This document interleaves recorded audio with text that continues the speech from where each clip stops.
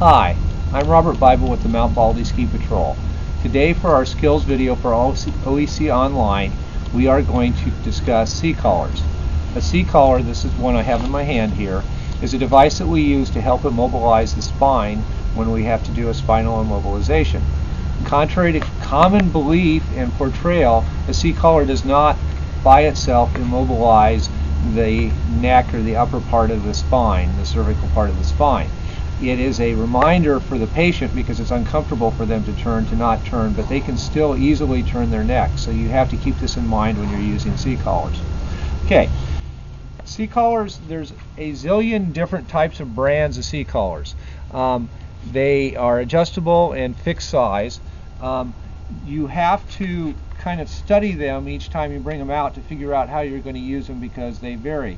The thing that is common is there has to be somewhere a part which can go underneath the chin, and this one, on this particular one, is folded flat like this and folds back up. Some of them have a part that you put together and put a pin in. It varies, and it pays to familiarize yourself with the types that your mountain is using. This is an adjustable collar. Collars come in different sizes. This one here has two tabs here that lock up and two here, and it slides easily up and down to adjust the height. So you're saying, why do I need to adjust the height? Well, different people have different length necks. So I'm going to put this C-collar on Jody here and demonstrate. The first thing I'm going to do is I'm going to go in here and I'm going to measure how far it is from her chin down to her shoulder. Okay, so 4 fingers is too far and 3 is about right. Now I know that between 3 and 4 fingers is typically a regular size for me, which would be in Show them where you measure in on. here. Show 'em Okay, where you measure on and I know this by hand. Now what I am actually measuring is this spot, the hard plastic, I'm rotating this around, the hard plastic area here that is going to be where I put my finger. This goes right underneath her ear, and this goes right over her neck.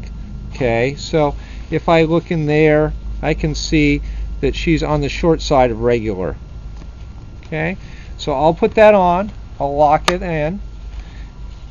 Now, when I'm putting a C-collar on here with somebody who's standing up, or anytime I'm putting a C-collar on, I have to be aware I'm going to put this in here, and I want to keep that centered as I pull this on around.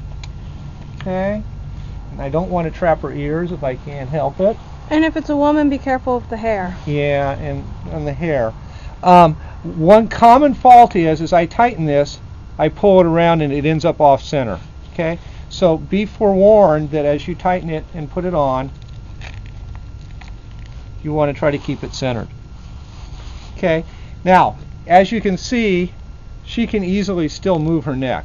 This doesn't immobilize her neck, but it does make it uncomfortable for her to move her neck. So when you put this on a patient, you do need to tell them this is to help you, remind you not to move your neck, because what we're doing is asking them not to move their neck. When we put them on the backboard, we will actually put them in a position where we strap their head down and they cannot move their neck. Okay? Thank you very much.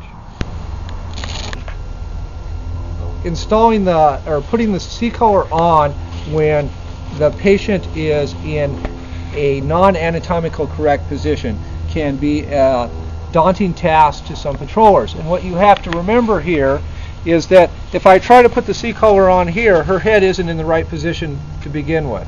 So what I want to do, and I don't have enough patrollers here to do it, but what I'd want to do is I'd want to go ahead and stabilize her head, and then go ahead and either put it on with her head in a stable position here, or actually in this, I would probably go ahead and roll her onto the backboard first, and then I would put it on.